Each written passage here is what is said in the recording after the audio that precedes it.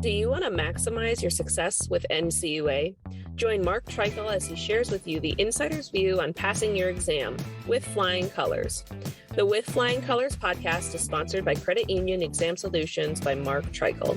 If you would like to work directly with the Credit Union Exam Solutions team and receive support to optimize your results with NCUA so you save time and money, visit us at marktreichel.com to find out more. Hey everyone, this is Mark Treichel with another episode of With Flying Colors. And today I have a little bit of a different way I'm going to be doing this podcast, and you'll hear about that shortly. But the NCUA board on April 18th approved an advance notice of proposed rulemaking on records retention. The board action bulletin, Chairman Harper was stated as saying, it is important that federally insured credit unions maintain a robust records preservation program, a program whereby vital records can readily be reconstructed. Chairman Todd Harper said, maintaining all vital records is central to a credit union's ability to properly serve its members and to the NCUA's ability to fulfill its supervisory, enforcement, and liquidation functions. Now, the board meeting was unique in one way, in that Chairman Todd Harper was not at the NCUA building when he did the podcast.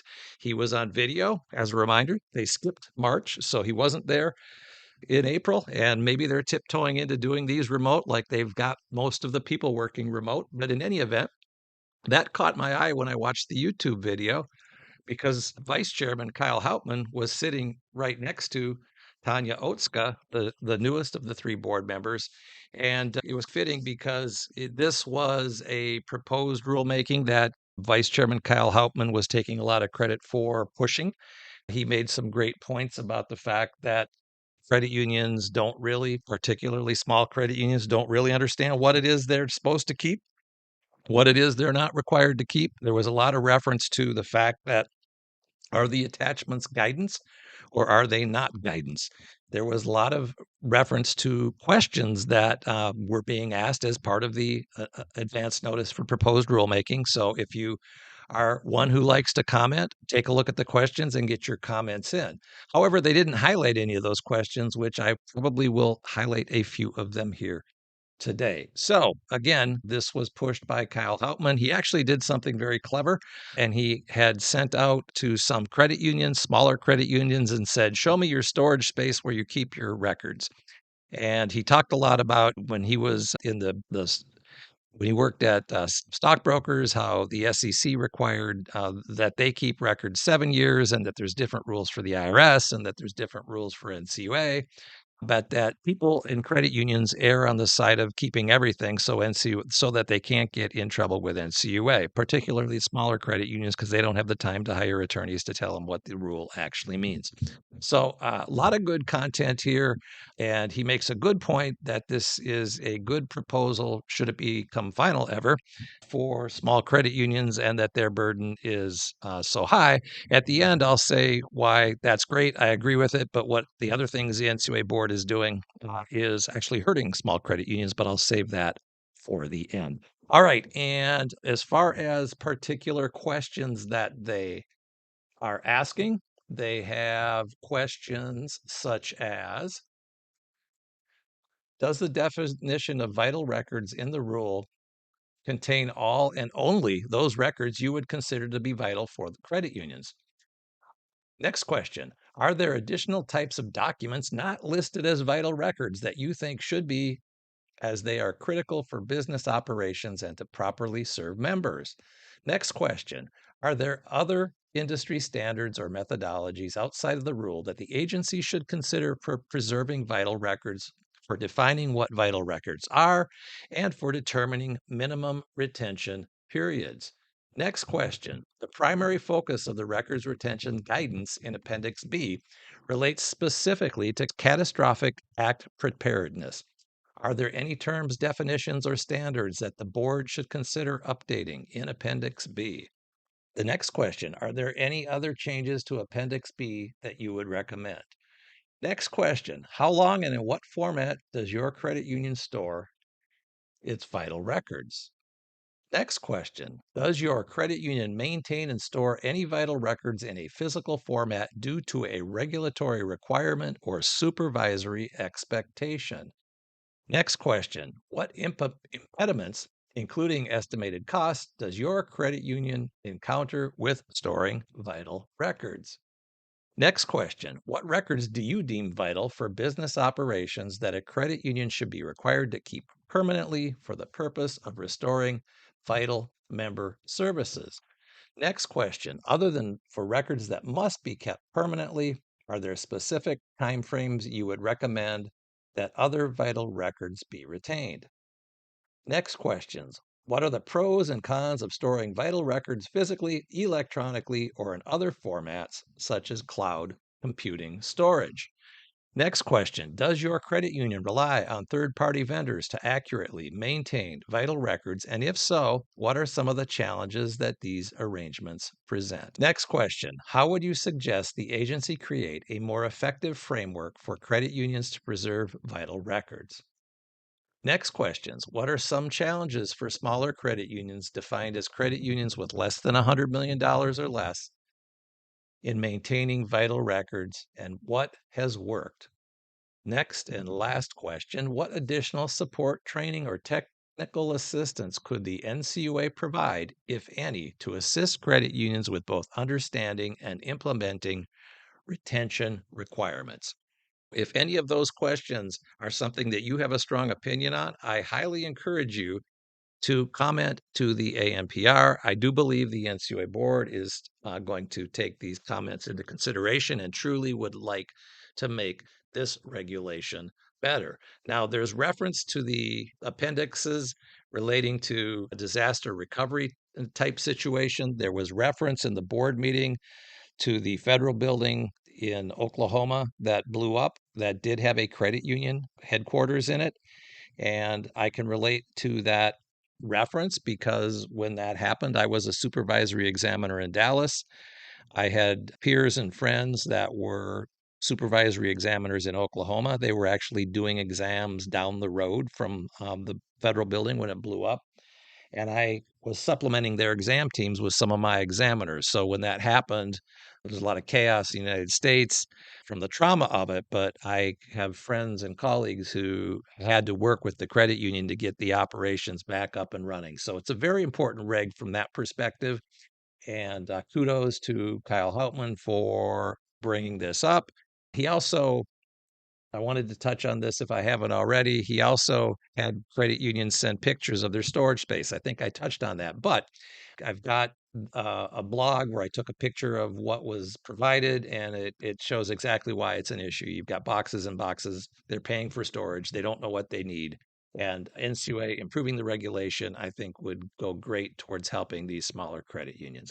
All right. And so the new thing I'm doing here is I discovered some new software. So I was able to take Kyle Hauptman's entire speech at the board meeting and narrow it down to that and improve the sound quality a little bit. And so what's coming up next are the words of Vice Chairman Kyle Hauptman, the advocate for this proposed rule.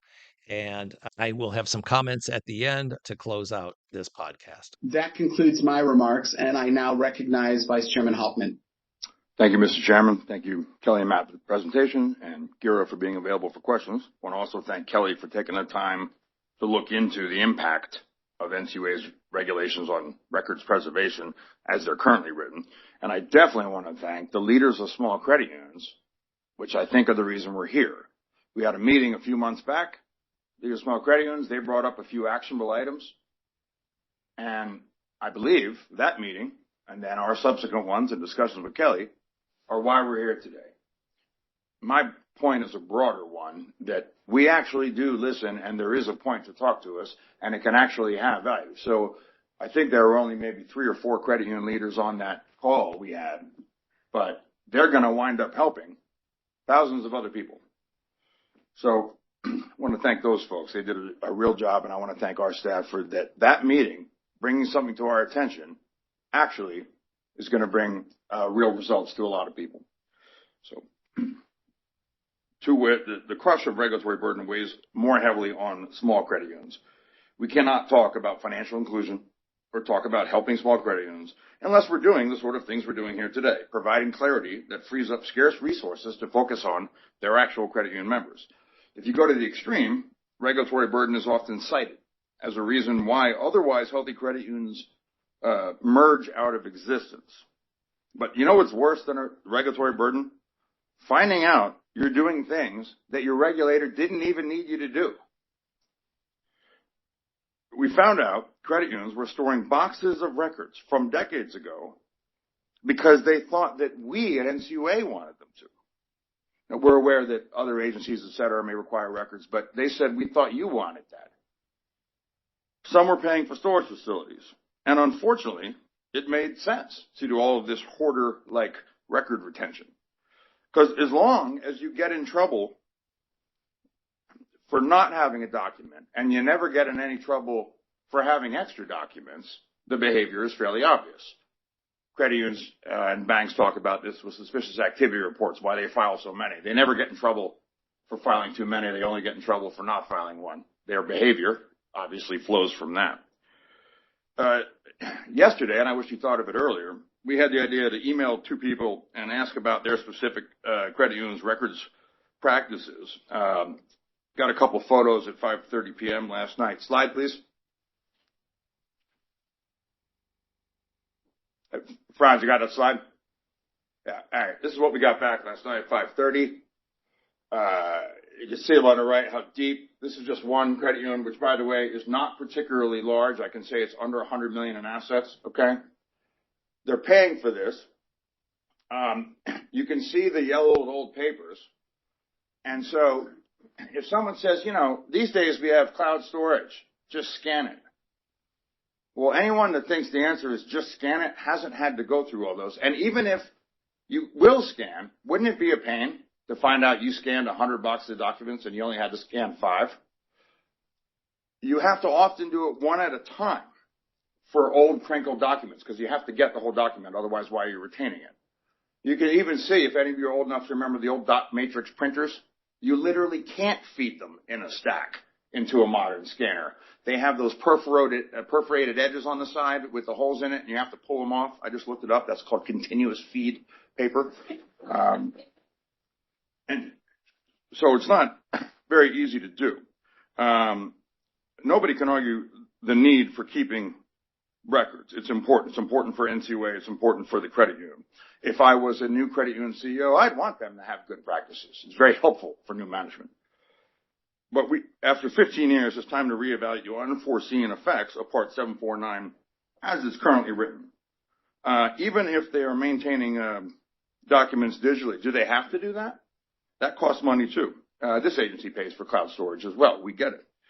And I will say that those boxes, to credit to the small credit union, it's piles of old boxes that probably the people who put the ones in the back don't work there anymore. And I'll say, I had a storage unit. This is more organized than the one I had. And I want to thank the couple people at NCUA that cleaned out our supply closets in the hallway on this floor. I can tell you they were a lot messier than that. So even if you have the wherewithal to digitize, do we actually need to digitize papers from 1985 because you think NCUA? If the unintended consequences of a regulation run counter to what was intended, a responsible regulator will reevaluate and adjust. Many of you know that NCUA annually reviews 1/3 of its regs for updates. Over 3 years, that means all of them are addressed. On many occasions, the NC has taken that opportunity to clarify, reevaluate the impact of the regulations. Today's action is an example of that. And although I do want to take credit for bringing this to the board's attention, I'll take credit for that. I want to clarify that I don't think that the reg was written wrong. I don't think it was written incorrectly. I think back then I may well have written the exact same thing. It's just the result of it and the incentives that it winds up giving to any regulated institution. And one more thing. We talk a lot about how important it is for small credit unions to have, any credit union, but particularly small credit unions to have succession planning. Well, one way we can help with that as an agency is make the job more appealing. Records retention is the example of the straw that can break the camel's back. It's one of the many important but tedious requirements that can make running a small credit union less attractive than it could otherwise be. Thus, right-sizing the regulatory burden is one way that NCUA can make it easier for credit unions to survive once a longtime CEO retires. The job shouldn't have to be a labor of love. NCUA can't control what records a credit union is required for their state or other agencies. But we can reduce unnecessary burden by ensuring our rules are clear and do not require more than is needed. And so the next step here is we're going to look for ideas from the public on what should we actually write? What will actually help that, right? That's what a credit union is going to want. So we can find ideas that reduce the costs, make it less so people are digging through old heavy documents. You probably don't need anything that uses the dot matrix printer, but we need to actually publish something. The good news is we can probably get some easy ideas from other agencies. Just second slide, Franz, please. From my Wall Street days, I remember everything was 7 years. Okay, this is from the SEC. This is kind of what we're looking at.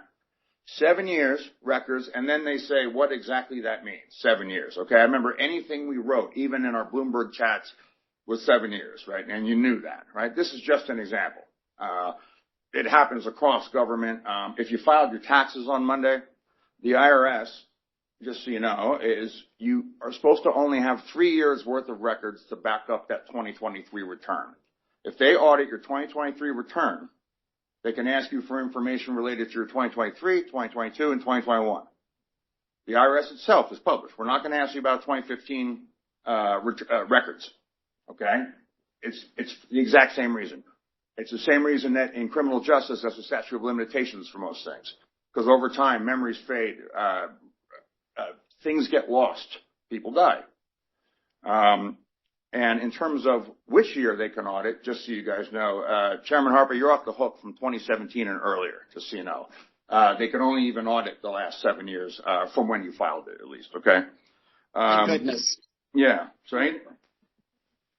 so thanks again for the staff working this. I just have one question, which is what I alluded to. I think credit unions, the people who sent that photo in are going to be like, oh, man, I'm glad they're doing this. What happens next? They can't, after this meeting, go and throw out the old stuff just yet. What is the next step? I can take that question, Vice Chairman. So what happens next is really a question for the board. Today's action is an advance notice of proposed rulemaking to solicit feedback from commenters and stakeholders. And we expect to get robust feedback, which can then inform any future action that the board decides to take. And that could be a notice of proposed rulemaking, but that would be a future action. Somebody wants to send us a link, an idea. Can they do that today? They can. Okay. They can provide feedback all the time, just as you received feedback that's right. prior to. So to have an easy idea that would also serve NCUA's purposes, we do need records kept. And Hauptman, NCUA.gov. But a lot of these things, a notice comment period, it has an official start date, it has an official end date, and the comments are public. Yes. Anyone can email or call anybody anytime. But so if someone today is hearing about this, they can send something in today to whom? So they could send comments into the NCUA on our website, but specifically in response to this ANPR, this document, once the board, if the board approves it, it will be published in the Federal Register, and we provide specific instructions for how the public can comment. Okay. And it's a transparent process available to all. But if it is top of mind for anybody out there who watches this or hears about it, there's nothing stopping anybody every time for calling or emailing and say, here's an idea, here's what my state regulator does, something like that. If it's top of mind, that's the time to take action. I'm pleased that I believe all three board members are supporting this item, and that I believe all three board members know how important it is to not make the life of a small credit union CEO any harder than it has to be. And I think the board is all in agreement that we know that sometimes regulations can make that less attractive, that when a little credit union goes away and that field of membership loses their own credit union, sometimes that's because government has made the job harder than it needs to be. That concludes my remarks. Back to Chairman Harper. Okay, a lot of good information, word for word from Kyle Hauptman. I may do a little bit more of this in the future. Let me know if you like this style. And okay, so he made some great points about how this will help small credit unions. However, it's a little bit of a deck chair on a Titanic type statement because of what the Democratic led board is doing right now, tied to fees, tied to overdrafts, tied to fees for overdraft, NSF fees, et cetera. The fact that NCUA is talking about concentration risk being a risk tied to fee income, all of those efforts are going to increase mergers. All of those efforts are going to lead to less credit unions and ironically create more of a monopoly type situation. In one of his speeches, Chairman Harper talked about the fact that two of the three biggest banks don't charge share overdrafts or checking account overdrafts. Well, guess what? Those guys are going to survive regardless of whatever happens. So as the government takes an approach that fees are in and of themselves evil, it's going to create more mergers in banks, more mergers in credit unions, lead to consolidation, and lead to the point where the big banks and the big credit unions are all that's left. And is that really what's in the best interest of credit union members and the United States of America? I think not. So, again, kudos to Kyle Hauptman. I think perhaps if he had another Republican vote, he would change the direction of what's going on in the fee income arena because that is a very partisan topic. And I will leave it at that. Great job, Kyle Hauptman, on this particular action. And I hope it leads to a board proposed rule, which will be followed by a final rule down the road. So it's going to take a while. It's going to take a while, probably at least another, 12 months to 18 months to get any final traction on this. But this was a fabulous first step. All right, this is Mark Treichel signing off with flying colors. I hope you'll listen again soon.